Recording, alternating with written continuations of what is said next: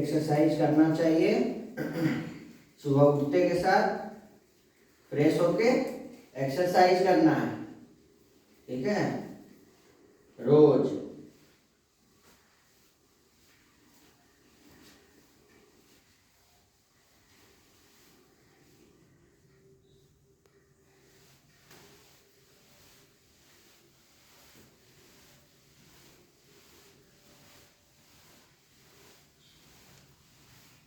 Exercise करने से क्या बेनिफिट होता है अभी पूछेंगे। चलो स्टॉप, पॉज करो। गुड मॉर्निंग प्यारे मीठे भाइयों बहनों, आज की वीडियो में आपका बहुत बहुत स्वागत है। सुबह बच्चे उठे, बाबा की दिनचर्या हमें पता है। उठते के साथ पॉजिटिव थॉट लाना है, अफर्मेशन लेना है बेड पर ही, जिसको बेड टी कहते हैं। बेड पर ही सब कॉन्शियस माइंड एक्टिव है। जो आप चाहते हैं वो सोचें। आप क्या चाहते हैं? एग्जाम में फर्स्ट आना। स्टूडेंट्स क्या चाहते हैं? एग्जाम में अच्छा नंबर लाएं। उस समय थॉट क्रिएट कीजिए, I am a peaceful soul, intelligent soul. मैं बाबा की बच्ची हूँ, बाबा मेरे साथ है। डरने की क्या बात है। उसके बाद फ्रेश होके गर्म पानी पीने के लिए भी कहा गया है।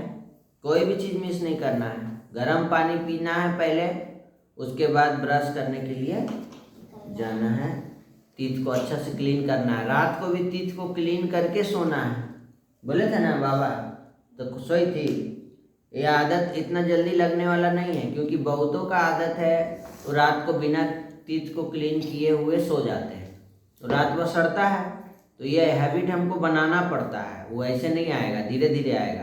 आज करेंगे, फिर कल करेंगे, डेली करेंगे ना, तो 2 दिन 3 दिन 4 दिन करेंगे ना, तो अपने आप हैबिट में आ जाएगा वो। कोई भी चीज़ को हैबिट में लाने के लिए ना धीरे धीरे शुरू करना पड़ता है, करना पड़ता है।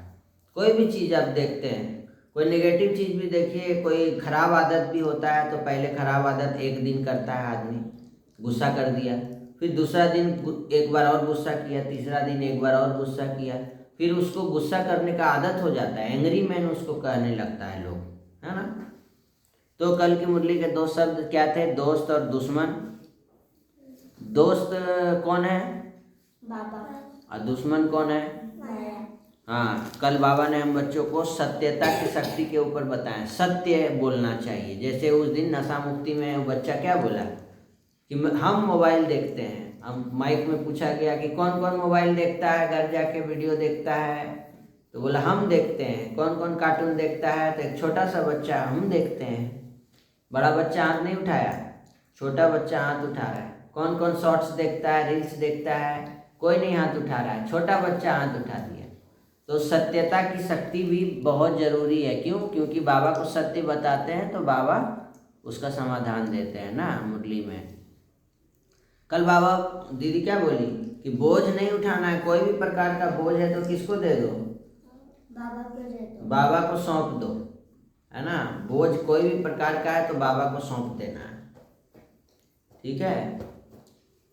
जैसे टेंशन हो गया, कैसे होगा बाबा, कौन देगा, कहाँ से आएगा, अब क्या होगा, एग्ज़ाम का तो डेट आ गया, अब कैसे एग्ज़ाम देंगे, इस सारा बोझ किसको दे दो? बाबा को दे दो। और बाबा जो बोलते हैं अच्छे से दिनचर्या अनुसार अपना ज़िंदगी को चलाना है, पॉजिटिव सोचना है, बाबा का होमवर्क बनाना है, तो सब होमवर्क अपने आप बन जाता है। पहले बाबा का होमवर्क बनाएगी ना, तो स्टार्ट बाबा का होमवर्क से करो, डायरी में लेके। उससे क्या होगा? सब होमवर्क अपने आप हो जाएगा, सारा याद हो जाएगा। देखना, एक बार देखना ही बात को ट्राई करना। सबसे पहले बाबा का होमवर्क स्कूल से आके बनाओ, देखो सारा याद हो जाएगा, जो मिस दिए सब। एग्ज़ाम आने से पहले सब याद हो जाएगा।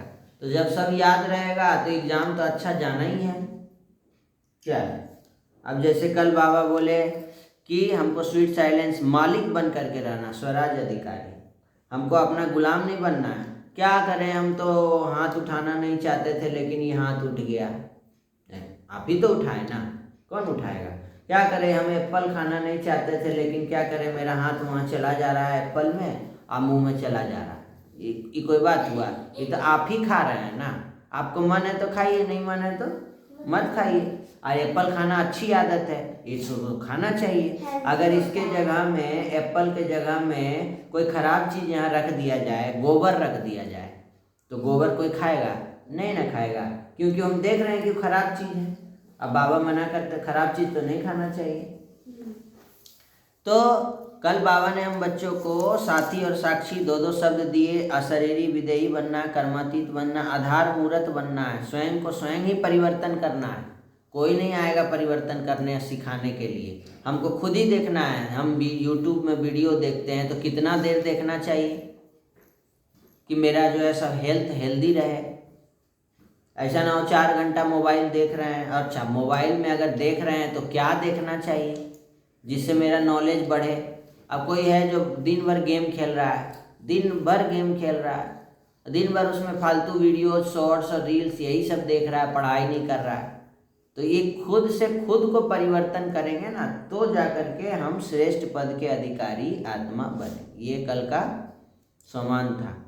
तो आज की मुरली में अब हम लोग देखते हैं कि आज बाबा ने क्या क्या। आज बाबा कहते हैं, मीठे बच्चे, तन मन धन अथवा मनसा वाचा कर्मणा, तन मन धन मनसा वाचा कर्मणा, तीनों से ऐसी सर्विस करो जो 21 जन्मों का बाप से एवजा मिले, परंतु सर्विस में कभी आपस में अनबन नहीं होनी चाहिए। घर में 2 बहन रहती है, सेवा करती है, कोई भी चीज़ कर रही है, बाबा का घर है, सेवा है, इसमें अनबन नहीं होना चाहिए, खिटखिट नहीं होना चाहिए, आपस में लड़ाई नहीं होना चाहिए। दोनों सेवा करो, प्रेम से बाबा की याद में करो। खिटखिट कैसा? आज बाबा उसी पे समझाएं, कोई खिटखिट नहीं।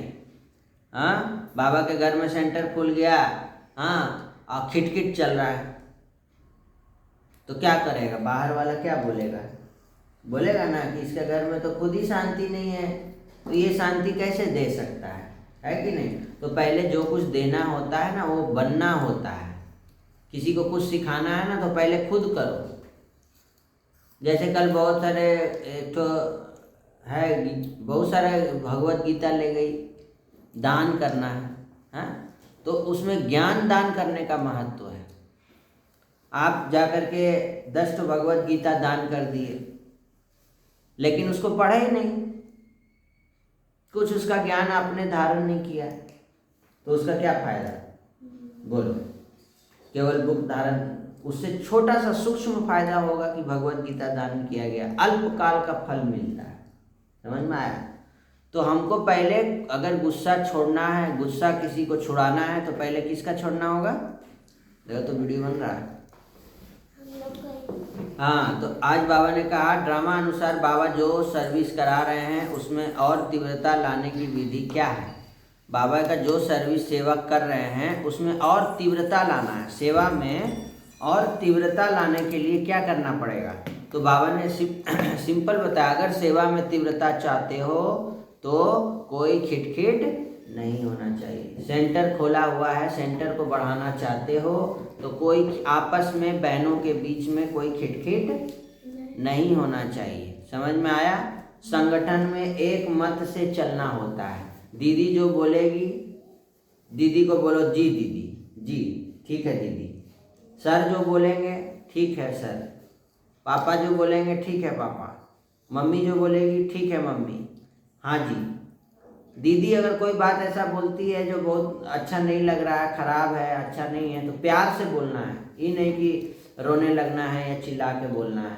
दीदी ऐसे तो बाबा नहीं बोलते करने, बाबा इससे नाराज़ हो जाएंगे, ऐसा नहीं करना है, ये खराब चीज़ है। दीदी को समझाओ। अगर दीदी कोई चीज़ तुमको समझा रही है तो उसमें देखो कि हाँ सही समझा रही है कि गलत समझा रही है। मम्मी को बोलो, आपस में लड़ाई खिटखिट नहीं करना चाहिए, नहीं तो क्या होगा? डिससर्विस होता है, सेवा नहीं होता है। ठीक है? आपस में बहुत बहुत प्यारे बनना है, लेकिन भाई बहन से योग नहीं रखना, बाबा से योग रखना।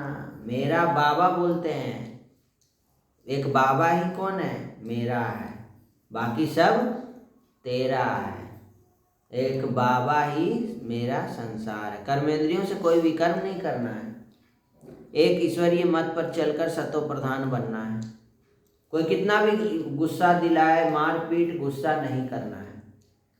मैम को जाके बोल दो, मम्मी को बोल दो, आपस में खिटखिट नहीं करो। आपस में संगठन मजबूत करना है, एक दो के मददगार बनना है। लक्ष्य के प्रमाण लक्षण के बैलेंस की कला द्वारा चढ़ती कला का अनुभव करने वाले बाप समान संपन्न भव। जो लक्ष्य मिला है उसके जैसा लक्षण भी होना चाहिए। तुमको लक्ष्य मिला है कि स्कूल में फर्स्ट आना है, ठीक, तो तुमको उसके लिए क्या क्या करना पड़ेगा? पढ़ाई करना पड़ेगा, ध्यान से करना पड़ेगा, पढ़ाई बाबा को याद करके पढ़ाई करना पड़ेगा, तब फर्स्ट टाइम। हाँ, तुमको क्या करना होगा? अगर तुमको लक्ष्य मिला है कि स्कूल में तुमको इस बार फर्स्ट आना है तो क्या करना पड़ेगा? इसको कॉपी कंप्लीट रहना चाहिए। फिर याद भी करना होगा, रिवीजन। बाबा को याद करके, बाबा को होमवर्क बना के, मुरली सुन के, मेडिटेशन करके पढ़ाई शुरू करना होगा। ये नहीं कि बिना मेडिटेशन किए पढ़ाई शुरू की तो उससे माइंड कॉन्सेंट्रेट नहीं होगा। और सब रिवीजन करना होगा। पढ़ाई करके लर्न कर लिए तो उसको रिवीजन भी करना होगा। अच्छा, हिंदी इंग्लिश है, उसको याद कर ली तो उसका स्पेलिंग भी याद करना होगा, नहीं तो एग्जाम में स्पेलिंग गलत हो जाएगा तो नंबर कट जाएगा। फालतू कॉपी, रफ कॉपी में उसको अपने से लिख करके प्रैक्टिस करना है कि हमको एग्जाम में लिख पाएंगे कि नहीं। स्पेलिंग नहीं आता है वो स्पेलिंग याद करना। आज बाबा मुरली में यही बोले हैं कि जैसा लक्ष्य लेते हैं ना वैसा लक्षण भी दिखना चाहिए ना। और लक्ष्य ले लिए बहुत ऊंचा, फर्स्ट आएंगे, और लक्षण कुछ नहीं दिख रहा है, पढ़ नहीं रही है, याद नहीं कर रही है, कॉपी कंप्लीट नहीं है, कुछ नहीं है, टाइम पास हो रहा है, मोबाइल देख रहे हैं, तो लक्ष्य पूरा होगा? नहीं होगा। यहाँ पे बाबा हमको क्या लक्ष्य दिया है? नर से श्री नारायण बनना, नारी से तो हमारे अंदर जो भी महिषासुर बैठा हुआ है उसको निकालना होगा ना। तो मम्मा जो है महिषासुर का, मम्मा जगदम्बा सरस्वती दुर्गा माँ जो है क्या की? महिषासुर का अंत की ना। तो महिषासुर कौन है? काम, क्रोध, अहंकार ही तो है ना। हाँ, तो स्लोगन है सेवा का भाग्य प्राप्त होना ही सबसे बड़ा भाग्य है। कभी भी सेवा का मौका मिले, कोई भी प्रकार का सेवा है, मम्मी अगर कोई सेवा बोली है, बाबा का भोग बन रहा है उसमें मदद करो, है ना। ये बाबा का सेंटर है, इसमें मान लो कोई चीज़ मदद करने के लिए, सहयोग करने के लिए तुमको मिला, मम्मी बोली चाहे डैडी बोले, चाहे सेंटर में कोई सेवा के लिए अगर बोला गया या नहीं भी बोला गया तो आपस में राय करके अपने से सेवा करना है। ये सेवा करना बाबा के यज्ञ में बहुत बड़ा भाग्य का निशानी है। जो करे सेवा उसको मिले मेवा। मेवा मतलब सतयुग, महल। देखो सोना का सिंहासन है, सोना का महल है, हीरा जड़ा हुआ देखो वो है, मुकुट है। देख रही है लक्ष्मी नारायण का फोटो? आप लोग भी लक्ष्मी नारायण का फोटो देखिएगा, ब्रह्मा कुमारी में कहीं सेंटर पे लगा हुआ, आपको बहुत ही आकर्षक और मनमोहक वो सतयुग का अनुसार बनाया गया है। और आज बाबा में अव्यक्त इशारे में ने कहा है कि बच्चे अशरीरी बनना है, अशरीरी बन के परम धाम चले जाओ। रात को सोते समय यही संकल्प करो, मैं आत्मा जा रही हूँ परम धाम, बाबा के पास, बाबा की गोद में सोने के लिए। तो देखना रात को अच्छा अच्छा सपना भी आएगा, बहुत सुंदर सुंदर। और नहीं तो फिर वो भूत का सपना आएगा, भूत का, रावण का। अगर मान लो आपस में तुम लोग लड़ के सोई है, क्रोध कर ली, सोते समय तो एकदम नहीं लड़ना। बेड पर, बेड में लड़ाई हो जाता है ना, ये मेरा है, ये मेरा तकिया, वो ये ऐसे करके कभी नहीं वैसे करके सोना, बाबा को याद करके सोना, नहीं तो रात में भूत आएगा सपना में, क्रोध रूपी भूत। तो बाबा ने अशरीरी होने का बताया कि 1 सेकंड में जहाँ बुद्धि चाहे चले जाओ, 1 सेकंड में चलो परम धाम। मैं आत्मा निराकारी शिव बाबा के सामने बैठी हूँ। शिव बाबा मेरे सामने बैठ कर के अपनी शांति की किरणें, बुद्धि मेरे अंदर भर रहे हैं। और 1 सेकंड में पहुँच जाइए फरिश्ता बन के सूक्ष्म वतन में। हम लोग सब एंजल बन करके, सामने एंजल ब्रह्मा बाबा बैठे हैं और उनके साथ हम लोग पुष्पक विमान में बैठ गए और पूरा सूक्ष्म वतन, पूरा विश्व का चक्कर लगा रहे हैं। 1 सेकंड में बाबा हम बच्चों को सब दिखा रहे हैं। मधुबन घुमा दिए, अमेरिका ले जाए वहाँ दिखा रहे हैं सेंटर, पूरा सूक्ष्म वतन से सब दिख रहा है। एंजल बन गए और सबको साकाश दे रहे हैं। और 1 सेकंड में पहुँच जाइए चारधाम यात्रा, पांडव भवन। शक्तिशाली बनना है तो कहाँ पहुँच जाओ? शांति स्तंभ। व्यर्थ संकल्प चले तो कहाँ पहुँच जाओ? History hall. ख़त्म हो गया व्यर्थ संकल्प। न्यारे प्यारे बनना है तो बाबा कमरा, और बाबा को चिट्ठी लिखना है तो बाबा का झोपड़ी। 1 सेकंड में सब जगह घूम लो, समझी? चलिए, ये था आज की मुरली से। हम लोग अब कहानी देखेंगे। एक ईश्वरीय मत पर चलकर हमको सतो प्रधान बनना है। आपस में संगठन में एकता रखना है। तो 2 शब्द हो गया, एकता और अनेकता। ठीक है, ये 2 शब्द ले लीजिए। आज एकता पे बल दिए हैं बाबा। संगठन में एक रहेंगे तभी ना सेवा कर पाएंगे। सम्मान लेंगे, मैं बाप समान आत्मा हूँ। ठीक है, और आज की बहुत ही सुंदर कहानी है। देखिए सुंदर कहानी क्या है। उम्मीद का घोड़ा, देखना बहुत सुंदर कहानी है। चलो, बहुत समय पहले राजा विक्रमादित्य नामक एक न्यायप्रिय किंतु कठोर राजा था। उसकी सेना, राज्य और वैभव दूर दूर तक प्रसिद्ध थे। लेकिन एक बात और थी जिसके लिए वह और भी अधिक जाना जाता था। वह अपने प्रिय सफ़ेद घोड़े, जिसका नाम चंद्रकेतु था। क्या था? उससे बहुत प्रेम करता था। कहते हैं वह घोड़ा हवा से बात करता था, परंतु फिर भी उड़ नहीं सकता था। एक दिन चोरी और साजिश के झूठे आरोप से 2 नौजवान पकड़े गए, आरव और नील। अदालत ने दोनों को मृत्यु दंड सुनाया। दोनों को 1 साल बाद फांसी दी जानी थी। लेकिन तभी आरव के मन में एक अनोखा विचार आया। जब राजा विक्रमादित्य ने उनसे पूछा कि आखिरी इच्छा क्या है, तो आरव ने झुक कर कहा, महाराज, यदि आप मुझे 1 वर्ष की मोहलत दें तो मैं आपके प्रिय घोड़े चंद्रकेतु को उड़ना सिखा दूंगा। राजा के दरबार में सन्नाटा छा गया। सबको लगा कि वह युवक पागल हो गया है। मंत्री और सैनिक हंस पड़े। राजा ने आश्चर्य से पूछा, क्या सच में तुम यह कर सकते हो? आरव ने शांत स्वर में कहा, प्रयास करने की अनुमति दीजिए, परिणाम भगवान पर छोड़ दीजिए। राजा, जो अपने घोड़े से बहुत प्रेम करता था, यह सोचकर उत्साहित हो गया कि अगर यह सच हुआ तो वह संसार का पहला व्यक्ति होगा जो उड़ने वाले घोड़े की सवारी करेगा। उसने आदेश दिया कि उस युवक को 1 वर्ष का समय दिया जाता है। अगर घोड़ा उड़ना सीख गया तो उसे मुक्त कर दिया जाएगा, अन्यथा इसकी मृत्यु निश्चित होगी। जब आरव और नील को वापस जेल लाया गया तो नील ने नाराज होकर कहा कि तू पागल है आरव, घोड़ा कभी उड़ नहीं सकता है। तूने अपनी मौत को बस 1 साल के लिए टाल दिया है। आरव मुस्कुराया और बोला, नहीं मित्र, मैंने अपने लिए 4 रास्ते खुले रखे हैं। 4 रास्ते? नील ने हैरानी से पूछा। आरव बोला, पहला हो सकता है 1 साल में राजा की मृत्यु हो जाए, तब सजा बदल सकती है। दूसरा, शायद मैं ही मर जाऊं, यह चिंता समाप्त हो जाए।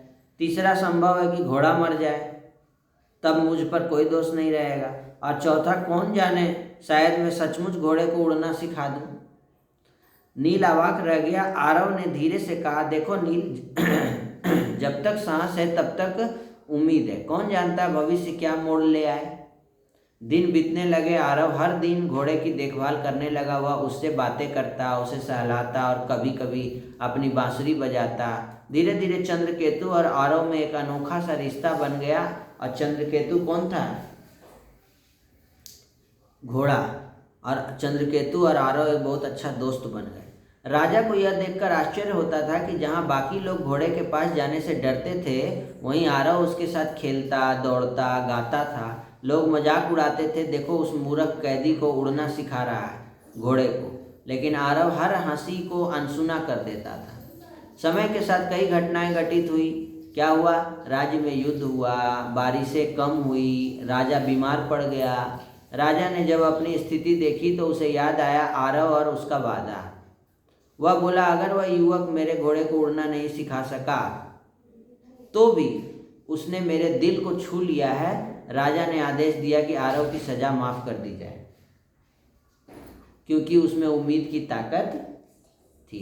कुछ महीनों बाद राजा विक्रमादित्य का निधन हो गया। नया राजा बना। उसका पुत्र जो अपने पिता की दयालुता का प्रशंसक था, उसने आरव को आज़ाद कर दिया। नीलू ने आंसू भरकर कहा, तू सही था आरव, तेरी उम्मीद ने सचमुच चमत्कार कर दिखाया। घोड़ा तो नहीं उड़ा, लेकिन तेरी जिंदगी जरूर उड़ान भर गई। आरव मुस्कुराया और बोला, देख नील, जिंदगी हमेशा वैसी नहीं होती है जैसी हम सोचते हैं, पर जो व्यक्ति आशा नहीं छोड़ता है ना, वह हर परिस्थिति में रास्ता बना लेता है। और जब तक जीवन है, संभावनाएं हैं। कभी भी हार मानने से पहले सोचो, शायद कल कुछ ऐसा घट जाए जो आज नामुमकिन सा लगता है। तो प्यारे भाइयों बहनों, क्या आप कहानी से क्या सीख मिला? क्या आप उम्मीद तो नहीं छोड़ते हैं? क्या आप इतना जल्दी हार तो नहीं मान लेते हैं? ये कहानी आपको आज उत्साह में लाएगी, उमंग में लाएगी, मोटिवेट करेगी। उम्मीद वह घोड़ा है जो हमें अंधकार से उजाले तक ले आता है।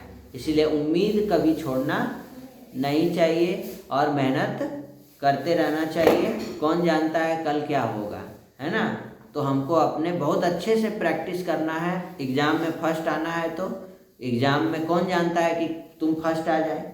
अच्छे से याद की, रिवीजन की तो तुम फर्स्ट आ जाएगी, है कि नहीं? तो इस कहानी से क्या सीख मिला आप सब जरूर कमेंट करके बताएंगे। आज के वीडियो में इतना ही, फिर से मिलते हैं नए वीडियो में। धन्यवाद। ओम शांति। सबका भला हो, सब शांत रहें, सुखी रहें, निरोगी रहें, नशा मुक्त रहें। बाबा की याद से इस वीडियो का अंत कीजिए। 1 मिनट पॉजिटिव एफर्मेशन ले लीजिए। मैं बुद्धिमान आत्मा हूँ, मैं शांत स्वरूप आत्मा हूँ। I am a peaceful soul, powerful soul. ओम शांति। बाय।